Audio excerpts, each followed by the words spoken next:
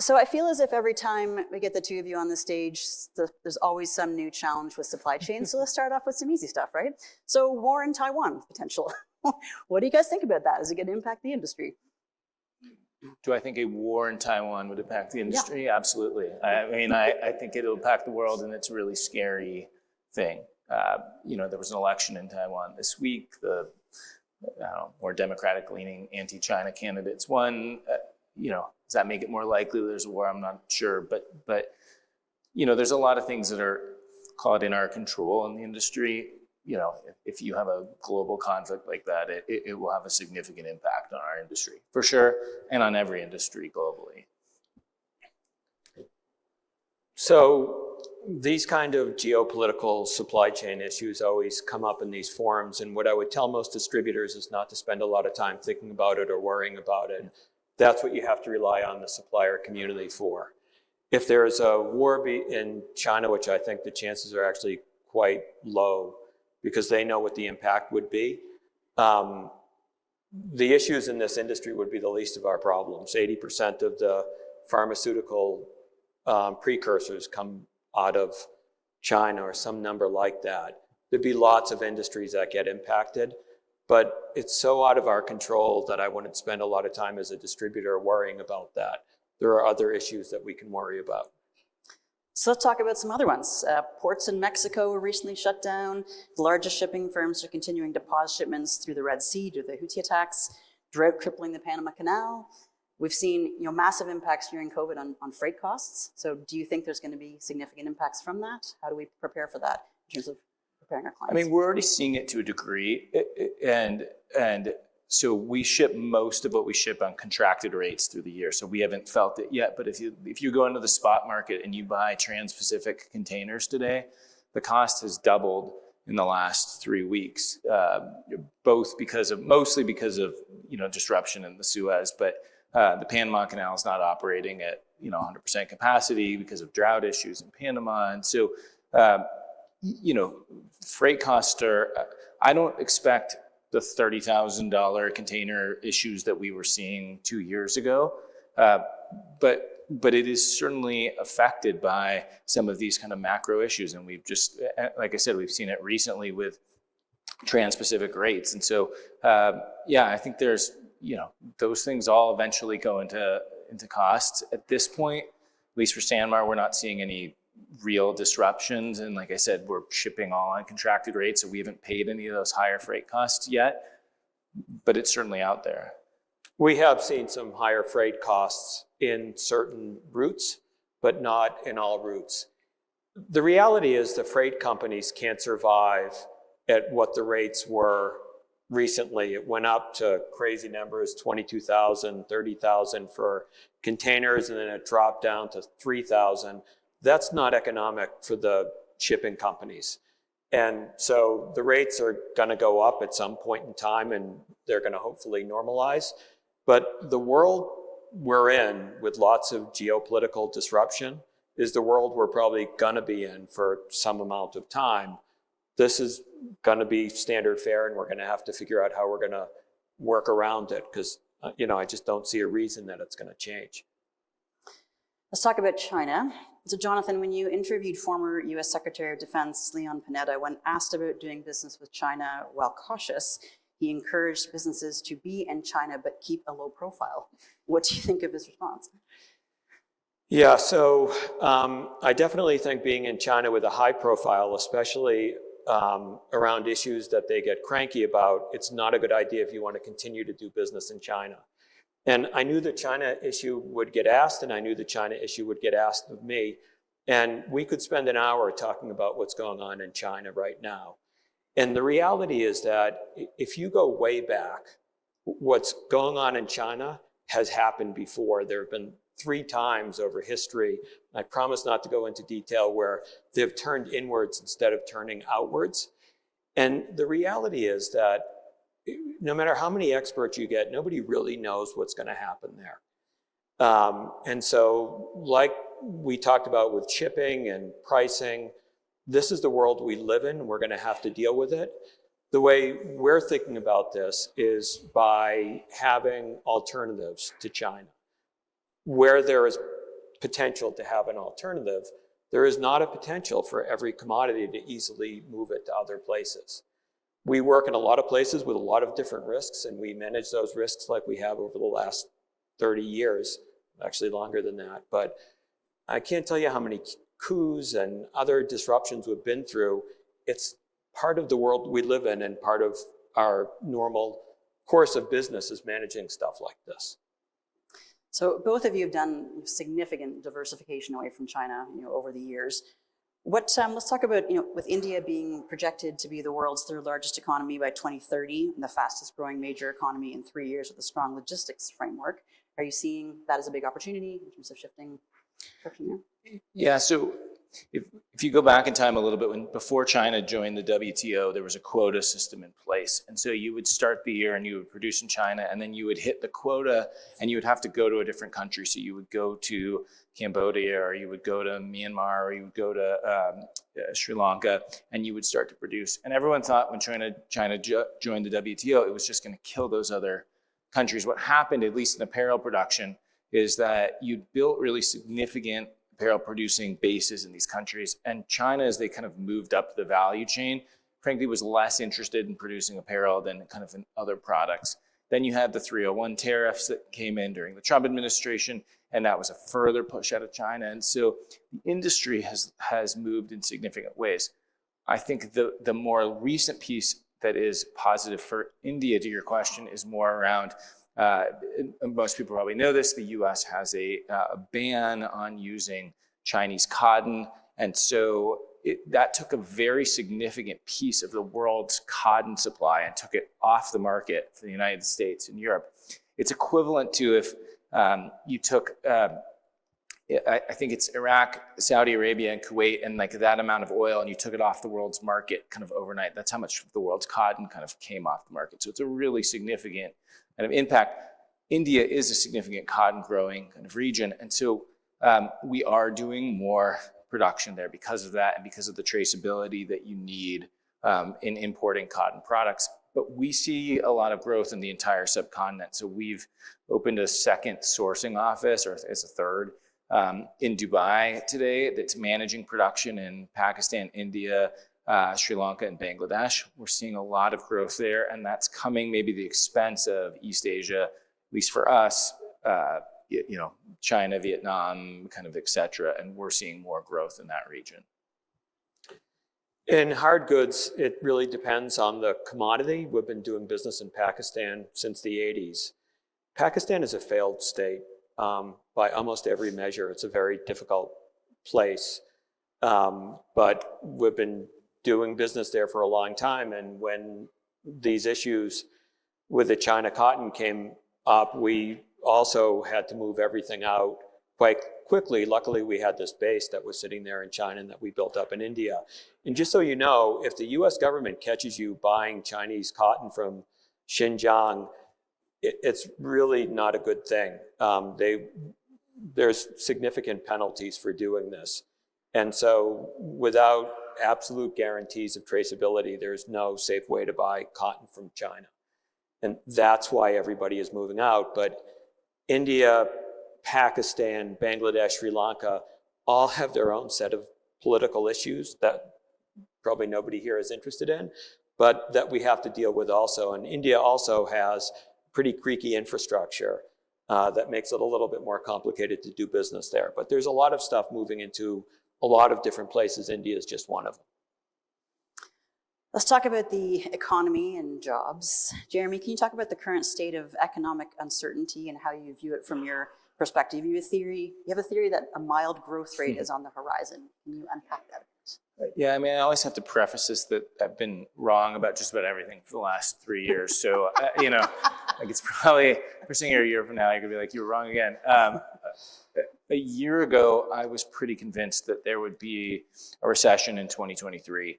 I was convinced that because I thought as the Fed tried to bring down inflation, the idea of a soft landing just was unrealistic, that they were going to kind of overshoot, that you would just see high interest rates put the economy into recession. You saw a pretty resilient consumer in 23, more resilient than I thought.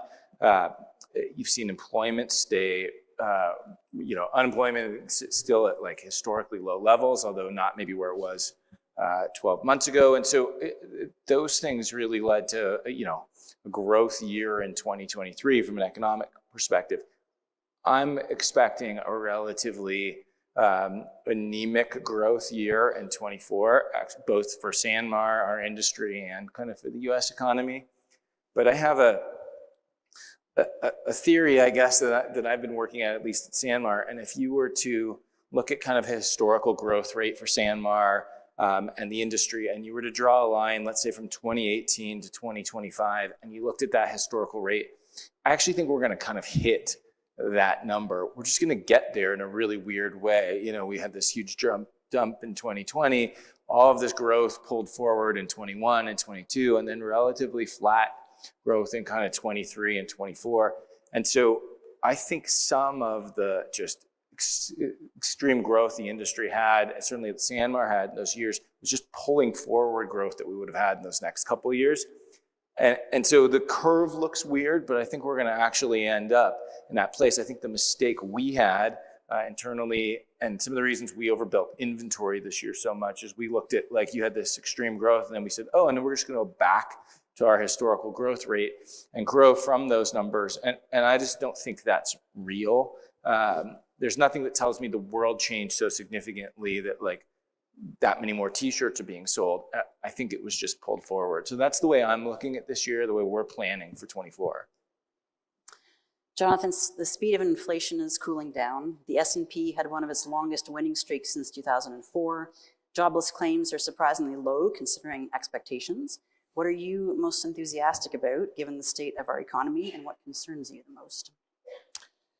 So I'll start with what concerns me the most. Our concern is not, if we have an issue, it won't be an economic issue, it'll be a geopolitical issue. You can look around the world, you can look at elections, you can look at whatever, and if the economy really goes off the rails, it'll be because of politics, not because of economics, I think. But in terms of optimism, Jeremy went through it. I think one thing that we saw is that in certain end user verticals, people stopped buying for different reasons. So, and when we talked to distributors, depending on who you sell and where you're located in the country, you had a very different experience. So if you were in the Northwest and you were, anywhere in the Northwest selling tech, you had a tougher time than if you were selling energy in the South, or if you were selling education.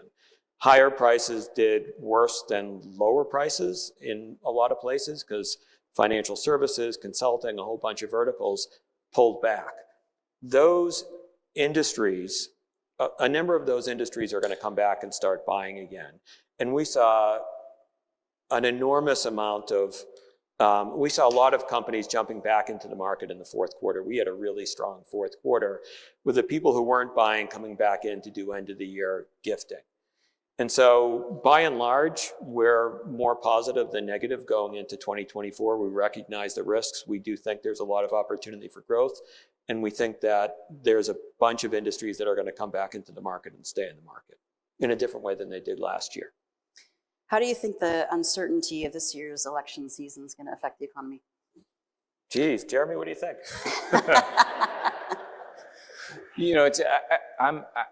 I don't like uncertainty. So I think that's the piece that kind of to the business that makes you nervous. I mean, you don't know what it's going to look like. I think everyone knows, likely who our two candidates are. I think everyone knows that it's going to be an election with probably a lot of, heated rhetoric. I mean, it's not going to be, at least from my perspective as like a business owner, I don't look forward to kind of that level of uncertainty. I think it's a negative. I think as companies, they're going to, as they see that makes them tighten their purse strings a little bit. At the same time, there's going to be opportunities. I mean, certainly I have a friend who's a commercial printer, and election years are his best years because he's printing, pamphlets for that everyone's mails out. So there's going to be opportunities with election years too. So we'll see how it plays out.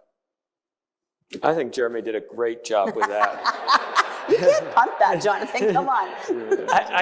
What I said before is true, that our risk is political globally, including in the US this year. And I'm hoping I don't trust the polls because who here has a landline and who's answering it? Nobody's answering their phones. I'm hoping that they're all wrong, that they haven't proven to us that they can actually poll.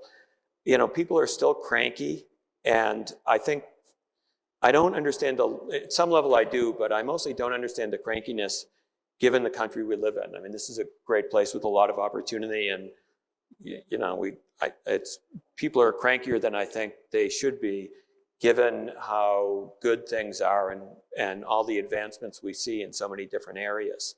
So I'm hoping cooler heads prevail, but I don't know. Everybody sees the same politicians I see, and you just sigh and hope for the best. Labor has been a huge challenge over the past few years, to say the least. New York Times reported the U.S. labor market ended 2023 strong with unemployment steady at 3.7%. What are you guys seeing within your businesses in terms of challenges around hiring? We've seen it largely normalize. I mean, this was 2 years ago. It was a huge issue, especially in our distribution centers, but even for like pretty significant corporate jobs, we would get 2 candidates for really great jobs. Today we are able to hire people really across the board, entry level in our distribution centers or senior leaders within our team. Wages certainly haven't come back down. They rose pretty significantly, and those wages are higher wages are here to stay. But the availability of labor today is I think pretty normal, and we're in a dozen states today operating, and there's some pockets, but for the most part we're able to hire in pretty normal ways. SanMar is dealing with a lot more variability because of their footprint across so many states. We're in a gateway community where there's a fair amount of available labor, and we're seen as an employer of choice for a whole bunch of reasons. So we're able to hire during the pandemic. We started running 24 hours a day. We're still running 24 hours a day. We don't really see that we're going to be limited by the availability of labor. Certainly, costs have gone up, but they had to because of inflation. People just would not be able to survive if labor costs did not go up. They are not going back down. I think the rate of inflation will stay moderated, but I do think that for most businesses, there will be more labor available, more easily available. Let's talk about technology. So both SanMar and Gemline are connected suppliers on commonsku. On the SkuCast recently, Bobby interviewed Gemline's president, Frank Carpenito, and SanMar CRO, Steve Cuthbert, and both emphasized that ultimately this is less about technology and more about customer experience. It feels like we're in the 24-hour rush race again, where suppliers are now allocating more and more technology infrastructure changes directly as it relates to customer experience. To take this big topic down to this year only, what importance does technology investments that are customer-driven have for you in 2024? And how much emphasis are you putting on customer experience and tech, and why now? I think we look at it as a huge area of investment for us. And I think there's 2 things we're focused on. One is more customer facing than the other, but the first is automation within our distribution centers.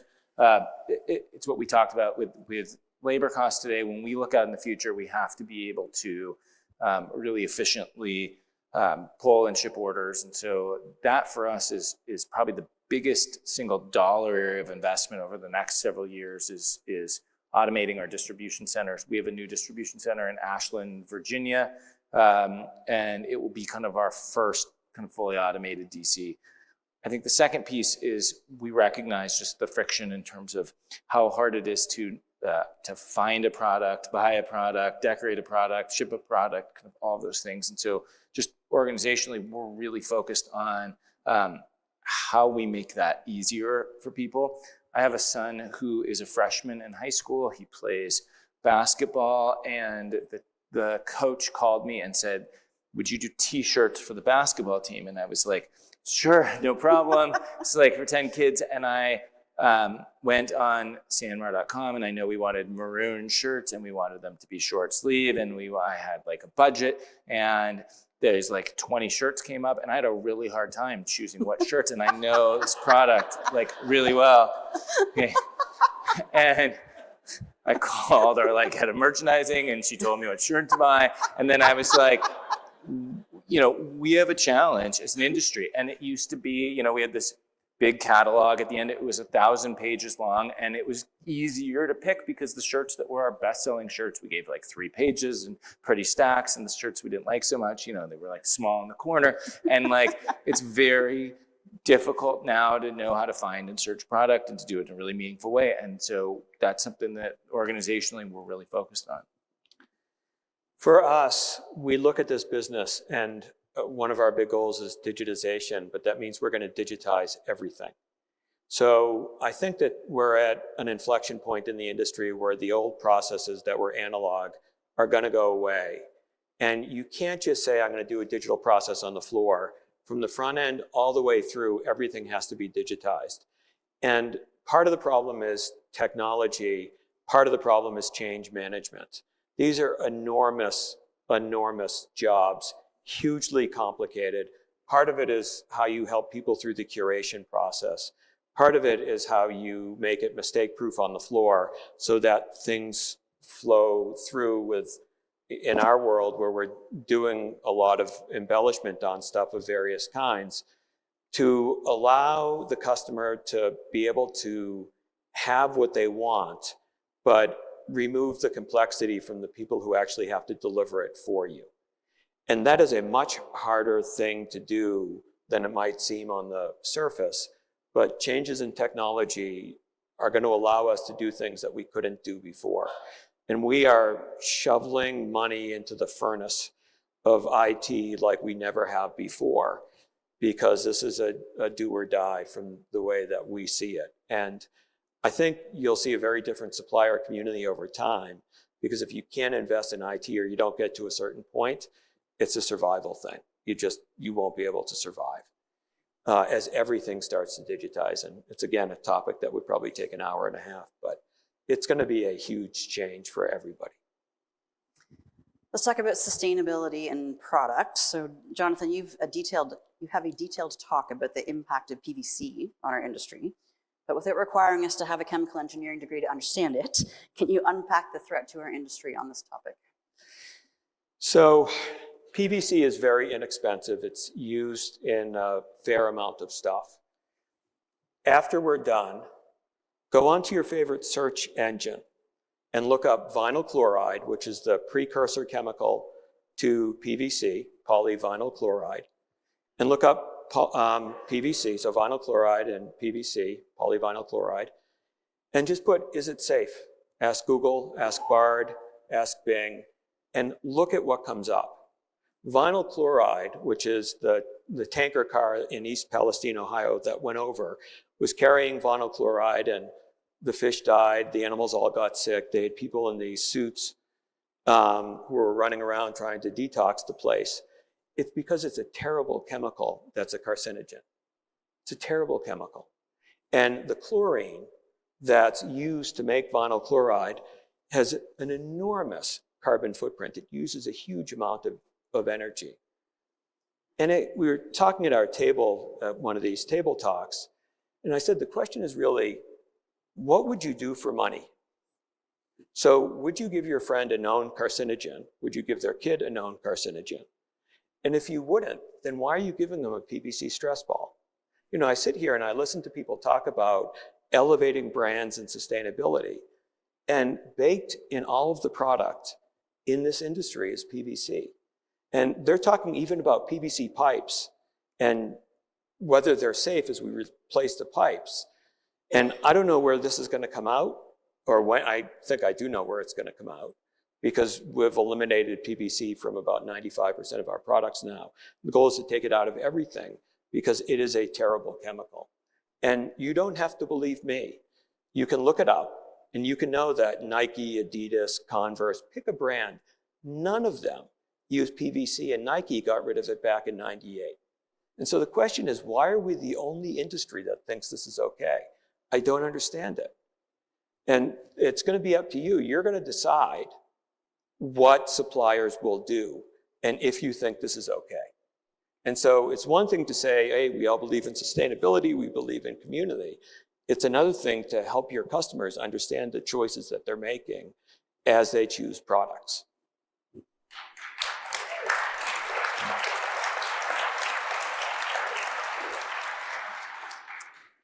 Speaking of products, Jeremy Gilden's going through a little bit of problems right now, a bit of a revolt with shareholders and a big shakeup in leadership. Haynes has gone through significant challenges, which sounds like a far off problem to all of us sitting here right now. But what are you seeing as the impact of those kinds of issues? Yeah. Can I add one thing to what Johnathan said, and I'll do it? Only good things. Oh, good. No, it's good. I think what's really one of the things that's important about what he said, and is that when you think about sustainability holistically, it's really tough because it's not just about like picking a shirt that is made or a jacket or a bag that is, with recycled this or organic kind of that. How is that product made? What are the chemicals? Where was it produced? What was the power source that was used to produce that? All of those things are really, really deep into a supply chain and are really hard things to know.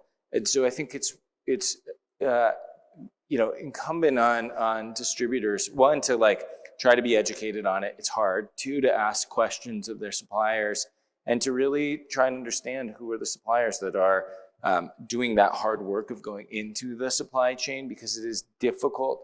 It's easy to say, here's a green product or here's a sustainable product. It's really hard to actually make that and to understand it. And so I think it's an important lesson. And I'm going to add even one thing to that, which is that there is no perfection. We're going to keep discovering things. We decided to get rid of PVC originally because we found that anytime there was a problem with a product, it always emanated, or not always, but almost always emanated out of the PVC. We're like, let's just get rid of this. And then we started doing more work and we found all this other stuff. But the reality is, I was talking to somebody earlier, polyester and nylon, the way that we get polyester and nylon is we stick a tube in the ground, we pull out a hydrocarbon, or we dig a hole in the ground, we pull out coal, we send it to these giant chemical plants, they do a bunch of stuff, and then out comes nylon or polyester. They're hydrocarbon based. And there is an impact on the environment from pulling it out, from putting it through. And it doesn't mean that you're not going to use hydrocarbons. There's going to be a transition. And there is no perfection, but it means that we're working on minimizing the impact over time. And there's a lot of stuff. There's a lot of stuff that SanMar is doing. There's a lot of stuff that Gemline is doing. There's a lot of stuff that other people are doing. But this is hard. It's going to take some time. And it's going to be helped along by the consumers that are making the choices every day. Yeah. So,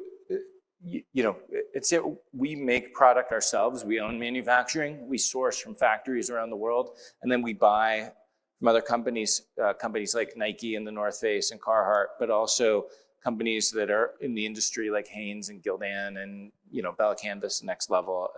Companies I'm sure you buy from all of them. And so it's interesting sometimes because those are really important suppliers to the industry, even though, they don't always show up on the rankings, but they're important in terms of what they sell and the products that they sell into the industry. And so it's been an interesting time. Hanes brand's a really large company, significantly over leveraged. There are activist investors who are forcing them to sell the Champion brand, most likely, which is maybe one of their most valuable assets.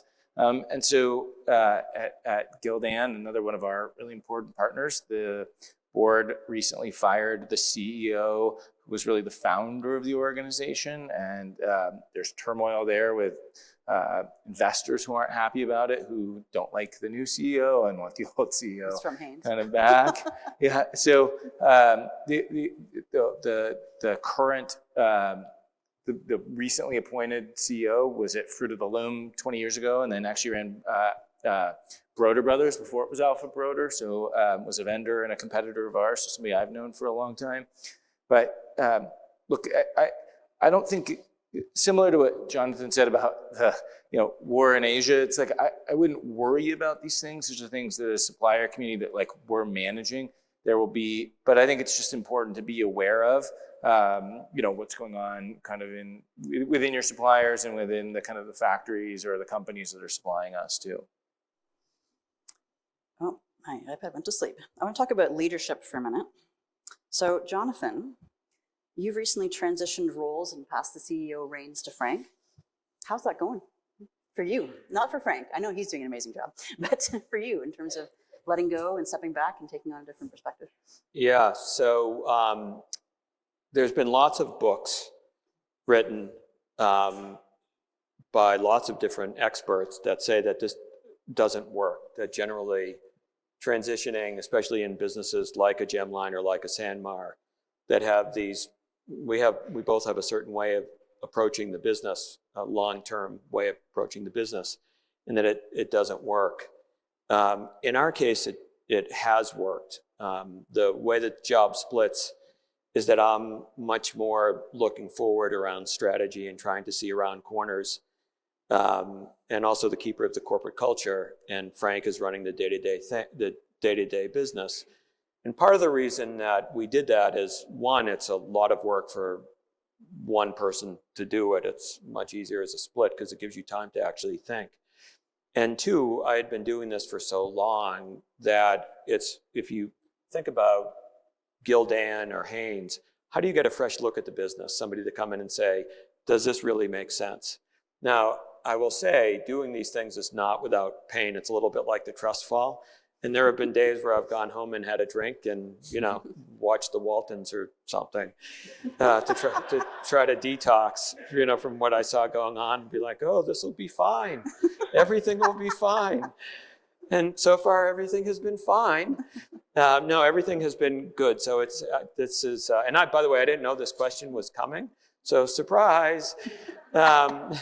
It's actually been good. I think it's been good for Gemline, and I think it's been good for the both of us. It's a very difficult thing to do, especially when you've been around for a very long time.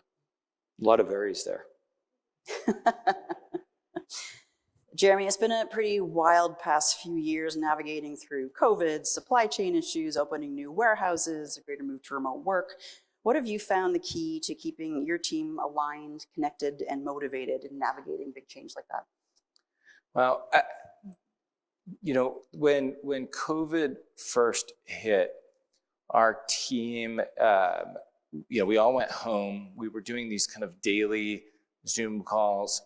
And then personally, it was like awful time, but professionally, it was actually kind of this amazing thing because we were all in this bunker together, like fighting this existential fight for like how you save this business. SanMar was about to celebrate its 50th year. It was like year 49, and I was like, we may not make it, and it's on my watch that we don't do it. I mean, that was kind of how we felt. So it was this kind of amazing time as a leadership team. Then we survived. The world didn't end. We went back and we started to fall back into like some of those kind of older habits that we had around territorial things or bureaucracy or people are on different pages from the other. And we've actually tried to go back to like, what was it, not the sense of urgency, because I don't think that's sustainable, but what was it that in that time brought us together? And it was really like a shared sense of purpose and mission, and everyone understood exactly what it was that we had to do. I think we'd gone away from how we communicated that. So going back to starting with broad level, what is our longer term vision? And then from a strategic planning standpoint, making sure that everybody was reading from the same sheet of music and really understood what it was that we were trying to do. And whether you didn't agree with that or not, you understood that this was the mission and we were kind of together as an organization. We'll never go back to that, how it felt those first, few months of COVID, but that's really helped us as a team kind of manage through some really, really challenging times. What are some of the things that each of the two of you do to continue to grow yourself as leaders?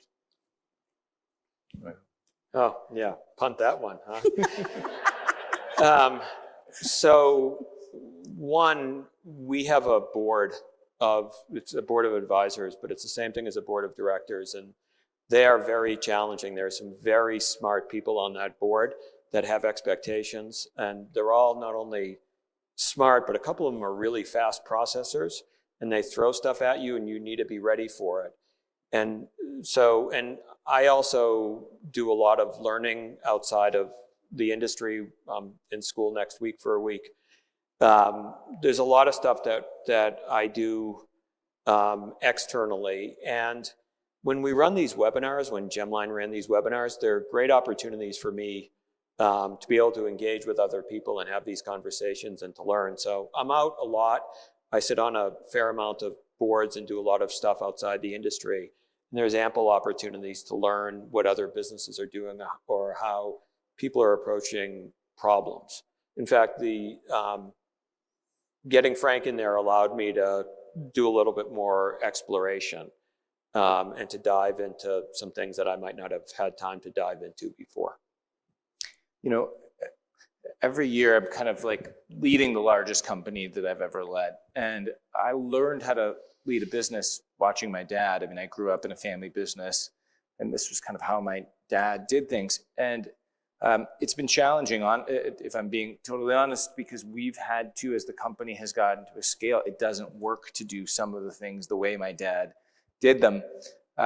And so I've had to go back and really change the way I do things and lead and put some of the processes that we've had in place. And they're things that are hard for me because it's just, I don't like doing them, but I've had to adjust some of those things.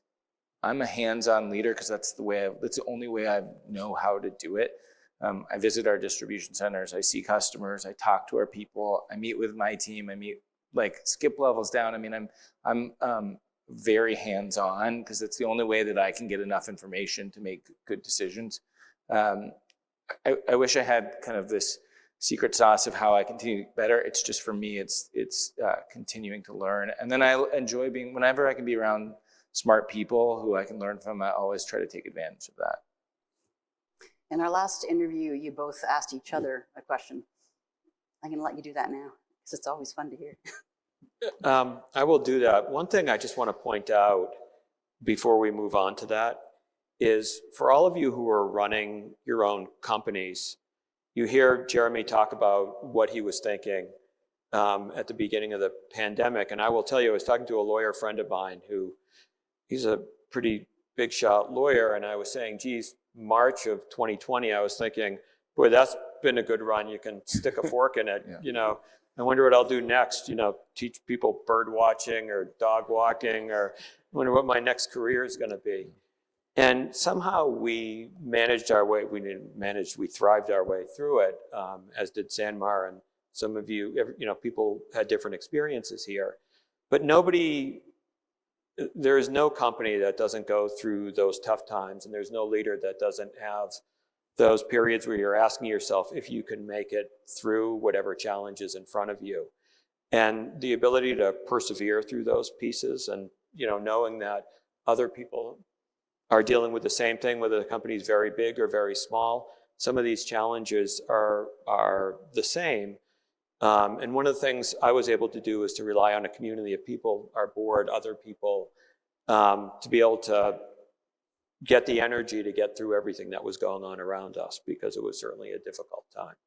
So with that, I'll go with I guess, you want me to go first? You want to go first? No, absolutely, go for it. So there has to be some really big, and if you look at the growth of SanMar, it's clearly grown a lot, and there has to be some inflection points where you saw some sort of big uptick. Can you tell us about one of those inflection points? And to further to what I was just saying, what's the lesson that the people sitting in this room might learn from your inflection point? I think there's been a few big ones kind of over time, but probably none bigger than in 1994. And we started Port Authority, which was our first private label brand. And if you can put yourself back in that time, we were one of, probably 50 or 60 good size t-shirt wholesalers around the country. The largest polo shirt brand probably in the world was a company called Outer Banks. You can't buy them anymore, but some of you might remember them. We were on allocation from them. Everything you could get, you could sell. And my dad went to Hong Kong with a couple of polos and a jacket, and he said, "Can you make this, and can you do it in more colors and more sizes than what existed?" the power dynamic in the industry between what we called the mills, people like Haynes and Fruit of the Loom, and the SanMars of the world, again, there were dozens of us, lots, obviously the industry's consolidated, was really dramatic. And I think we were kind of like hiding out in this, northwest corner of the country up in Seattle, and they didn't really know what was going on. And we did these 3 polos, and who cared? And then the next year it was 6, and then it was 12, and then it grew.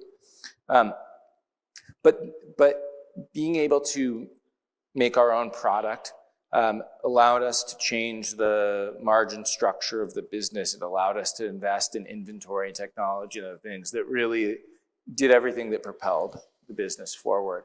And most of the people who didn't do that are companies that don't exist today. I mean, that 50, 60 companies at the time is really 3 today.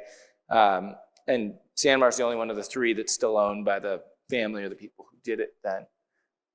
The lesson, I think, is, we have been a disruptor multiple times throughout our 50-year history. And I can kind of, without taking too much time to tell the other 3 or 4, but we have a history of doing that. And each time comes with risk, because they could have shut us down and we would have been out of business.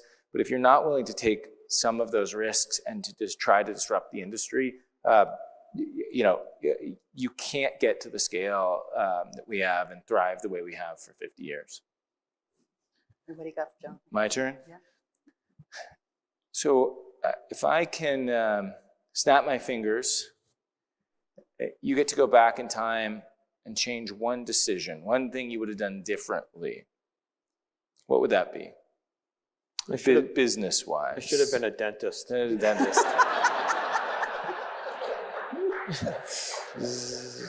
Yeah. Besides that? Besides that. Okay. A bunch of business decisions I would have changed.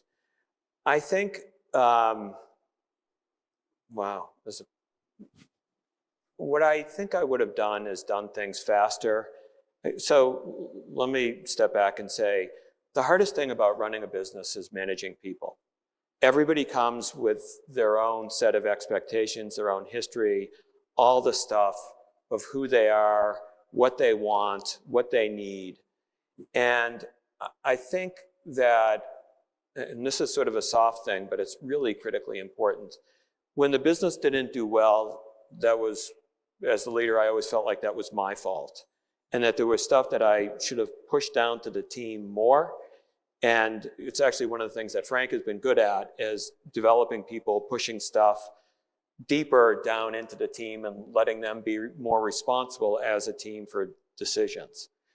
And it's a subtle change, but I wish I had changed that management system earlier to diffuse more stuff deeper into the organization. We always had autonomy, we always had a certain culture, but it's a shared sense of responsibility that is different. And it's, I think, part of leadership, and certainly part of leadership of a privately held company. You look at things quite differently. And so I wish I had made that change earlier if I could go back. Bobby, do we have time to take some questions, or do we need to wrap up? Yeah. Questions from the audience?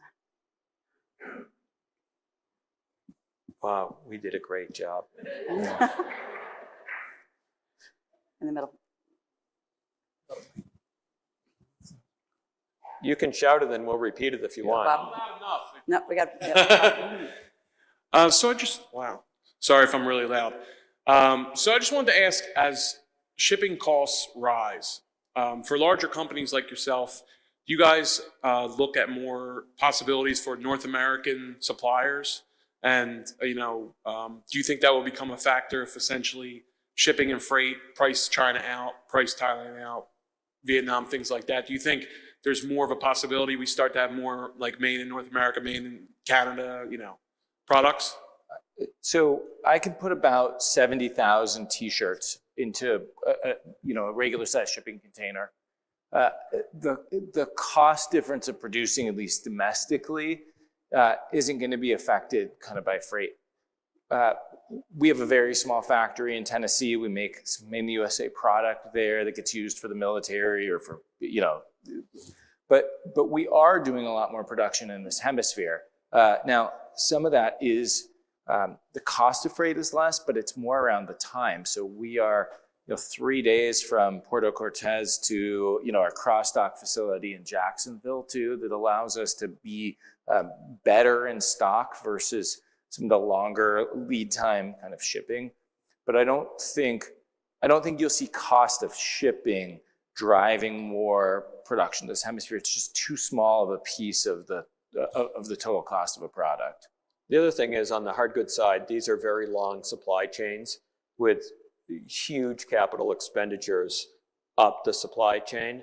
That's not going to move anytime soon. And it's not moving back to the US until there are sobots. Because I just raise your hand if you have children and you want them to work in a sewing factory, please. Everybody says this is going to move back, but what happens in terms of the development of countries is you go farm, light manufacturing, heavy manufacturing, then the high value add stuff. And sewing is done, and the stuff, people don't think about how much good has been done, how many people around the world have been pulled out of abject poverty by the jobs that you have provided. And, I'm a proud American citizen, but the people who are living in these countries also deserve hope and a future. And if you provide good jobs, you provide them hope and a future and healthcare, you can provide them education, you provide them a future, and the world is better off. Having a bunch of failed states where there aren't job potentials out there is good for nobody. And so this is actually a good thing that we can support some of these countries over time.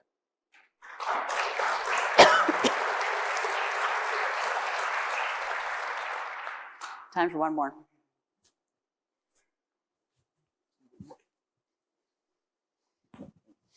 You talked about phasing out problematic materials. What do you think this will take to be for good? I think one of the things Johnathan said was interesting. It's like, there's a long way to go kind of all this. So,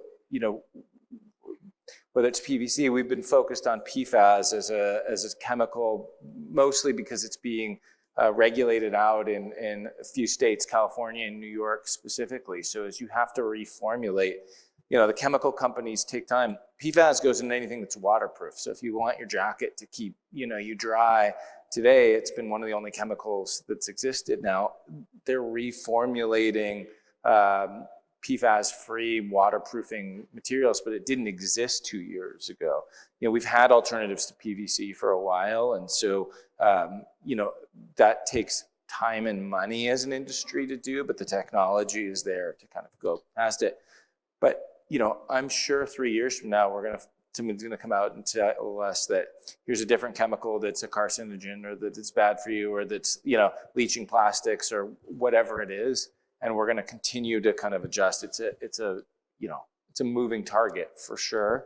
I think we're on the right path, but we have a long way to go. When my father-in-law would have a party in their backyard, what would he do before the party in the summer? He would throw off a DDT bomb and kill everything, right? And a lot of people of that generation, if you're in your 90s, you were dealing with lots of stuff. I saw they had the mosquito spraying people. I almost had a stroke when I saw them on the Gemline property. That was a one and done, because we like bees and we like flowers and we like to eat. We need bees if we want to eat. But what happens is that we learn that things change over, and we learn, and this happens over time. And there's a lot of things that are going to change. It's going to take some time. This will be driven, if it's not driven by you, it will be driven by your new customers who really care about this and who will change how these big end users buy. This whole sustainability thing, I can show you lots of charts, not today, on what's going on globally with temperatures, with chemistry, with all sorts of stuff. And they aren't pretty. And so there's going to be a demand for change. We're just going to have to formulate our way through it. It's going to happen. It's just going to take some time. I don't know how much time. That's it. Please join me in thanking, excuse me, my voice. We brought her to tears Exactly. almost with this. I'm being all the way through without coughing.